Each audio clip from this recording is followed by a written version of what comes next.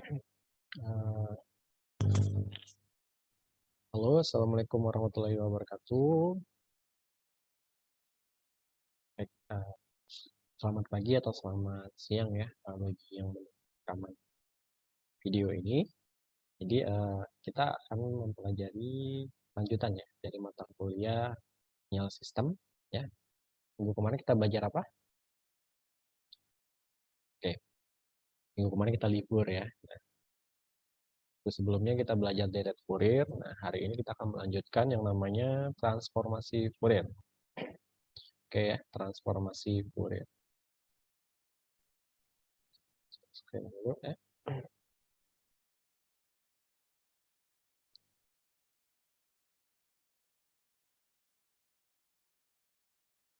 Oke, mata kuliah sinyal sistem untuk transformasi Fourier. Masih ingat itu apa deret Fourier? Harus ingat ya. Deret Fourier adalah suatu deret tak berhingga yang merepresentasikan sinyal periodik yang lebih sederhana ya dalam sin cos seperti itu ya. Kita juga sudah belajar yang namanya fungsi transfer ya, ke bagaimana respon sistem terkait dengan eksponensial kompleks ya. Kemudian udah tahu yang namanya deret Fourier apa itu?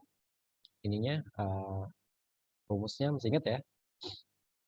Oke. Nah, hari ini kita belajar yang namanya time domain, kemudian frekuensi domain, hubungan deret Fourier dan transformasi Fourier, sifat-sifat transformasi Fourier ya, dan latihan-latihan soal gitu ya. Nah, jadi time domain ini adalah waktu domain, domain waktu maksudnya. Kemudian ini adalah domain frekuensi. Nah, sinyal yang sering kalian lihat yang sebelumnya itu masih perekaman ya, sinyal hasil rekaman itu masih domain waktu gitu ya. Jadi yang notasinya itu T. Kemudian domain frekuensi itu adalah domain yang menunjukkan adanya representasi frekuensi gitu ya. Nah, jadi analisis Fourier yaitu deret atau transformasi ini merupakan jalan ya untuk menentukan kandungan frekuensi dari sinyal yang diberikan, yakni memindahkan dari domain waktu ke domain frekuensi. Jadi, fungsi dari transformasi Fourier adalah untuk menentukan kandungan frekuensi dari sinyal yang diberikan. Nah, jadi kita pengen tahu nih kandungan frekuensi yang ada di sinyal domain waktu itu, ya. Jadi dipakailah domain frekuensi. Oke. Selalu mungkin untuk mengembalikan dari domain frekuensi ke domain waktu, ya. Jadi kalau tadi sudah kita ubah dari domain waktu ke domain frekuensi, masih bisa diubah ke domain waktu, yaitu. Nah, itu disebut dengan inverse Fourier transform ya atau penjumlahan deret Fourier. Diberikan sinyal xt ya, sinyal kontinu waktu t ini dalam domain waktu ya. Koefisien Fourier-nya AK ya, kita kemarin sudah belajar atau Fourier transformnya menjadi x omega ya. X omega, xjw biasanya, x omega ya. Nah, x omega ini juga disebut frekuensi or line spectrum. Nah, jika koefisien dari AK atau X omega kompleks, maka spektrum frekuensinya ini dinyatakan dengan magnitude, ya, yaitu besarannya koefisien dari AK atau besaran dari X omega. Dan pasanya itu adalah sudut dari koefisien dari AK atau sudut dari X omega. Kalau kalian belajar di fisika kemarin, tuh di fisika dasar pasti pernah belajar yang namanya ini ya, pernah belajar yang namanya resultan ya, besaran resultan dan lain sebagainya. Namanya mencarinya dengan rumus Pythagoras. Oke. Ini hubungan deret dan transformasi Fourier. Sebelumnya kita akan belajar deret. Nah, jadi ingat apa yang kemarin kita belajar?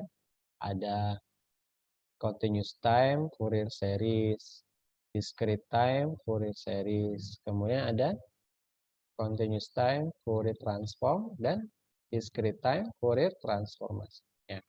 Ini untuk merepresentasikan sinyal periodik ya. Sedangkan yang kedua ini untuk sinyal aperiodik ya. Aperiodik. Nah, perhatikan sinyal periodik di bawah ini ya. Ini disebut periodik ya, karena kenapa kemarin FT ya, FT sama dengan F T0 plus T ya. T0 plus T. Jadi suatu sinyal dikatakan periodik jika memenuhi persamaan tersebut. Nah, ini kan sinyalnya berulang. Berarti kita mengakui ya kalau ini sinyal periodik. Oke. Yang mana XT ya. Ini XT-nya besarannya untuk waktu T, periodanya dari ini ya, min T sampai T1. Nah, dari persamaan ini kita dapatkan koefisien Fourier XT-nya itu adalah AK sama dengan 2T1 per T ya. K sama dengan 0 sin KW 0T1 per KV. K tidak sama dengan 0 ya. Nah, dari persamaan ini kita dapatkan koefisien Fourier-nya itu. Nah, kita sudah pernah cari ya namanya koefisien Fourier sebelumnya.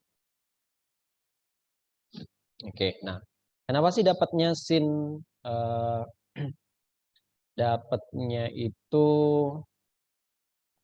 sin gitu ya, sin ya. Jadi kalau kita lihat kan di sini anggapannya itu misalnya nilainya 1 ya. Jadi kalau sin dari omega kayak gitu ya, sin omega gitu ya.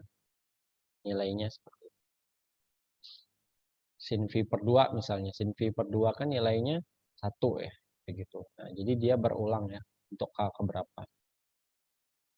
Nah, hubungan deret dan transformasi Fourier ya. Jadi ini ada sketch suatu gambaran nilai koefisien AK pada K-aksis ya. Ini K-aksis.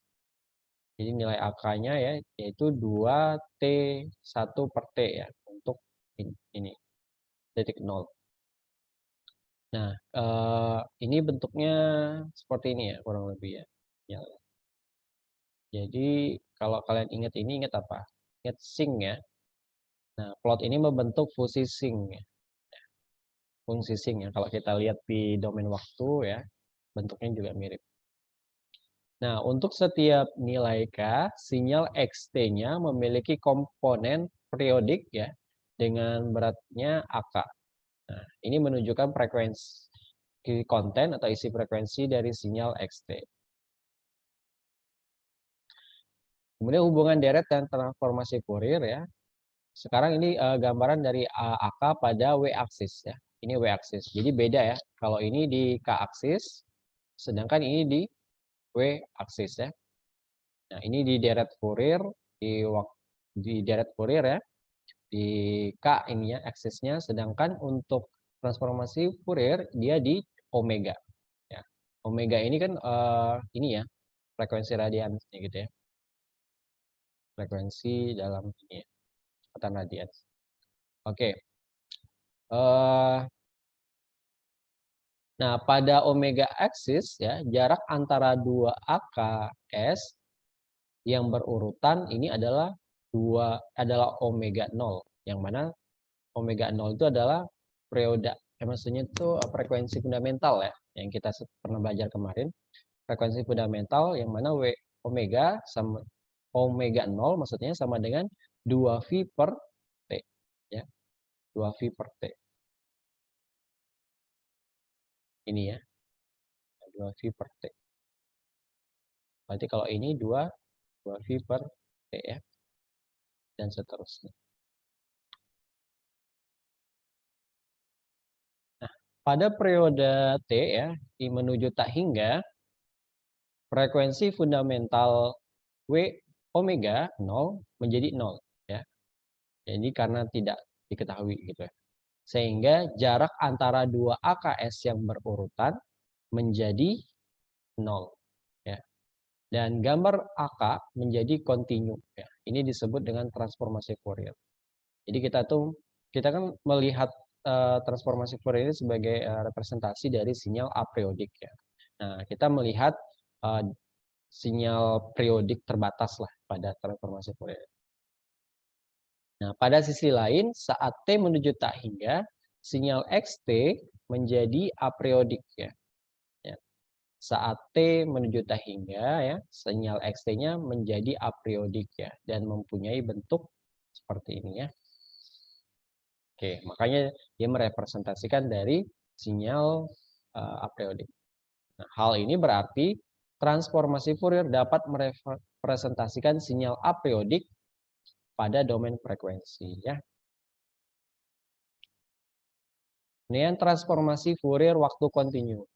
Nah, ini transisi dari discrete Fourier waktu kontinu ke transformasi waktu kontinu ya. Transformasi Fourier waktu kontinu ya. Oke.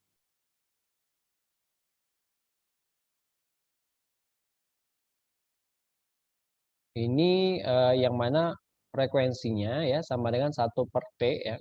1/T. XT sama dengan sigma K sama dengan minus tak hingga sampai tak hingga. Kemudian CK ini sama kayak AK kemarin ya. AK dikali dengan E pangkat JK kemudian omega T per T. Nah, jadi penggunaan omega ini untuk merepresentasikan waktu discrete ya, discrete time Fourier transform ya. Discrete time Fourier transform. Nah, jadi sedangkan kalau nanti di waktu kontinu ya dia pakai omega yang ini. Nah, kemudian delta V ya, delta F maksudnya delta F sama dengan frekuensi F sama dengan 1/TF. XT sama dengan sigma dari K minus tak hingga sampai tak hingga XK dot atau dikali E pangkat J 2V delta FT ya, delta FT. Kemudian XT sama dengan sigma dari K sama dengan minus tak hingga sampai tak hingga 1/TF ya. Untuk integral dari T0 menuju T0 plus TF ya. X tau dot atau dikali E pangkat minus J2V K delta F tau D tau ya. Kemudian dikalikan dengan E pangkat J2V delta F T. Ya. Nah, transisi dari discrete Fourier waktu kontinu ya ke transformasi waktu kontinu ini dicapai dengan pendekatan sinyal apriodik dapat dipandang sebagai sinyal periodik ya dengan periodenya yang infinity. Nah ya transformasi Fourier waktu kontinu ya XT sama dengan sigma dari K sama dengan minus tak hingga sampai tak hingga. Kemudian del integral minus dari TF per 2 ya, TF per 2 atau T0 per 2, T0 sampai T0 per 2 bisa ya. X tau dikalikan dengan E pangkat minus J2V K delta F tau D tau ya. Dikalikan dengan E J pangkat 2 V delta F T df delta F. Kemudian XT sama dengan limit dari TF ya menuju tak hingga, T menuju tak hingga ya. Sigma dari K sama dengan minus tak hingga sampai tak hingga. Kemudian integral dari minus T per 2, T per 2, X tau dikali dengan E pangkat minus J2V K delta F tau D tau dikali dengan E pangkat J2V delta F dikalikan dengan T delta F. Nah, sehingga dari ini merepresentasikan dari integral ya XT sama dengan integral minus tak hingga sampai tak hingga, kemudian integral dari minus tak hingga sampai tak hingga ya karena tadi kita merujuk ke periode infinity tadi, jadi X tau dot E pangkat minus J2 V F tau D tau ya, kemudian dikalikan dengan E pangkat J2 V F T df. Nah, jadi transformasi periode waktu kontinu persamaannya ini adalah XF sama dengan Fourier ya. Transformasi Fourier XT ya sama dengan integral minus tahingga sampai tahingga XT dikalikan dengan E pangkat minus J2 VF dt. Oke. Nah, ini untuk analisis transformasi Fourier. Sedangkan ini untuk ini ya, apa namanya? Inverse-nya ya. XT F aksen ya. Kemudian XF ya untuk transformasi Fourier ya sama dengan integral minus tahingga sampai tahingga XF dikalikan E pangkat J2 VFT df ya. Nah, bentuk lainnya persamaan transformasi waktu kontinu ini adalah di ini ya, ke diskrit ini yaitu X omega sama dengan F ya. XT ya. XT sama dengan integral minus tahingga sampai tahingga XT dikalikan dengan E pangkat minus J omega T. Ya. Ini untuk diskritnya. Kalau sedangkan untuk kontinunya X W ya, F XT sama dengan sigma ya, minus tahingga sampai tahingga ya, XT misalnya ya, dikali dengan E pangkat minus J omega T ya, dt. Ya. Ini untuk yang waktu kontinunya, ini yang diskritnya ya. Diskritnya. Nah, kemudian ini untuk inverse-nya ya. F aksen X omega sama dengan 1/2 V, kemudian integral minus tahingga sampai tahingga X omega dikalikan dengan E pangkat J omega T J omega.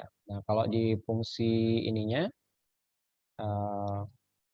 waktu kontinunya X fungsi inverse ya, X omega W ya, sama dengan 1/2 V integral minus tahingga sampai tahingga X W ya, atau XJW juga bisa kadang ya ditulisnya, dikali ya, ini dot E pangkat J omega T D omega ya, seperti itu.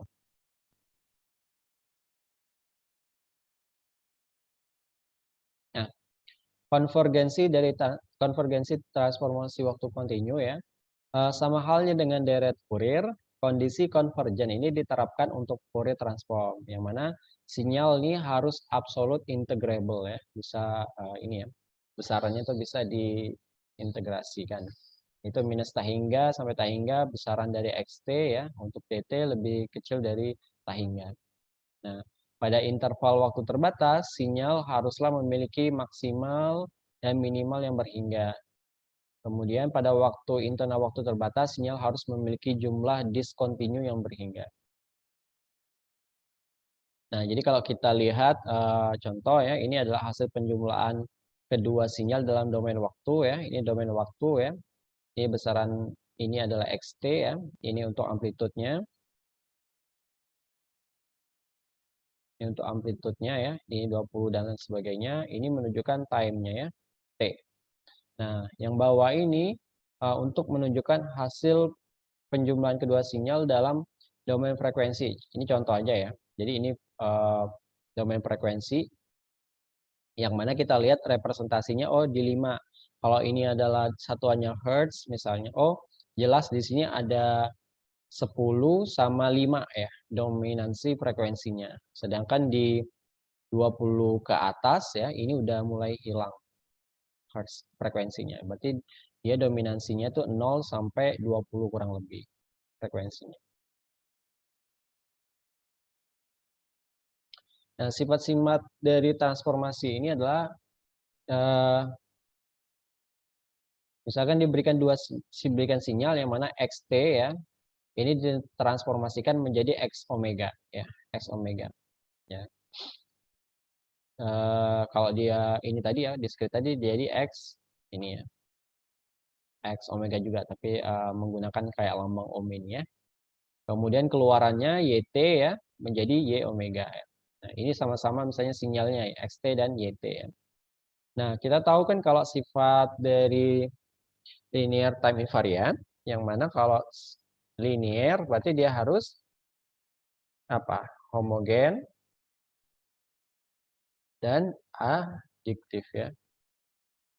Jadi keluarannya sama sejenis ya gitu ya. Jadi saat ada masukan AXT kemudian dijumlahkan dengan BXT, maka saat ditransformasikan AX omega menjadi kemudian dijumlahkan dengan BY omega ya. Nah, dia juga sifatnya itu time shifting ya, bisa digeser ya. Ini ditunda ya, XT min T0, jadi saat dilakukan transformasi Fourier, dia menjadi E pangkat minus J omega T0 X omega. Ya. Jadi XT-nya tetap ya menjadi X omega, sedangkan X min T0-nya menjadi min E dikalikan E pangkat minus JW T omega. E pangkat minus J omega T0. Kemudian ada time flip, yaitu ini ya, time flip pencerminan, yaitu dia saat diberikan sinyal X min T menjadi ditransformasikan menjadi X minus omega. Ya. Kemudian differentiation in time ya, turunan dalam waktu ya, saat ada diberikan sinyal dxt per dt ya, turunan sinyal itu, dia menjadi J omega X, J omega X omega ya, transformasi Fouriernya. Kemudian dalam ini ya, integration in time ya, ataupun integral waktu ya, minus tan integral minus tan hingga sampai t, x t dt, transformasi Fouriernya menjadi 1 per J omega dikalikan X omega dijumlahkan dengan X V X 0 delta omega ya.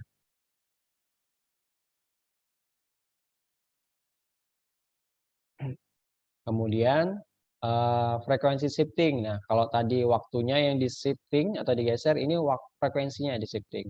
Kalau ada suatu sinyal E pangkat J omega T X T, maka frekuensi shiftingnya menjadi X omega min omega 0 ya.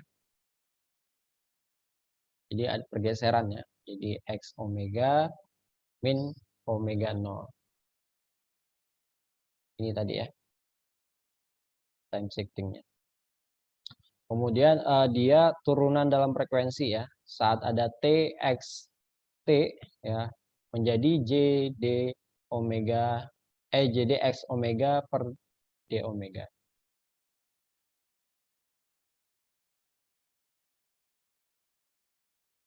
Oke. Dan kemudian ada transformasi Fourier pada sinyal periodik ya.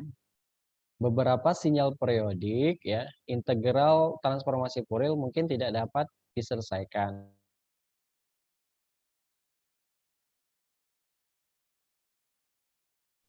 Oke, maaf ya, keputus.